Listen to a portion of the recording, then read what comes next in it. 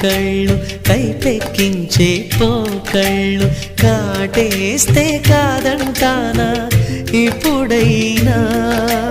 వయసేమైనా సొగసేమైనా